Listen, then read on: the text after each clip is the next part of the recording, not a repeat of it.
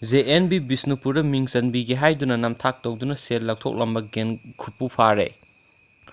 Mahiroisingda amadi mahiroisingi ahal lamanda namthak tawduna afaba mahisangna Ming chanbige haiduna yamlaba sel laothok wathok leiringai sairak asida Bisnupurgi JNB da Ming chanbige haijinduna yamlaba sel laothok gen khupu ama phare haina apunba ireipaki mahiroi singpanglupna phongdokre. Ko kaithelda pangthokpa pawgi mifum amada EMS ki Education and Academic Affairs ki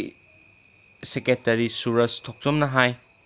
Miyoi amana JNB Bisnupura Ming chanbige haiduna yamlaba sel laothokraga lotkre haibigi wakat ama mahiroi loop asida lakpadagi loop asina haksina lawbuga loinana hiram asida kupna thijinduna lakhi loop asina thijilaba matungda thawdo asida hakthengnana sienaba miyoi ama fagatpa ngambaga loinana sienaba miyoi ahum amasu maming matha khangba ngamle loop asina farba miyoi adudi kaksing chumnam leikaidagi leikhidraba koizam jugindro masanupa koizam ranjit chahi yankaiga mangani mahakna phongdorakpagi matung ina thawdok asida sienaba miyoising adudi lilong turel ahanbidagi sanahal wangu tera awang lekaidagi loitongbam kiran amadi naurem makha lekaidagi naurem mangijaune hairiba miyoising asina imphaldagi haithakiba mafamsingda leiba chamjaraba miyamdagi angang Ming chanbige haiduna namthak tawduna saljam laothokpagi thaba asi chatharambani hairi makhoina Ming chanbige haiduna angangi mama mapadagi angang amada lupa lising kun laurambani masida natana angangsing asida asaba emikat pisinduna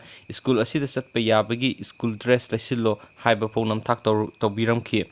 tungda angangsing asigi ahal lamanna thawong adu chingnarakpadagi mahairoi loop asida wakatkhibane gengkupu asina sel laothokamba mafamsing adudi laimaram isok amadi ulauni laimaramdagi taret ulaudagi taraguhumdoi amasum usoktagi mahairoi taret ki Ming chanbige haiduna sel laothokambani pulap lupa lakh mangaga lising yankaiga mari laothokambani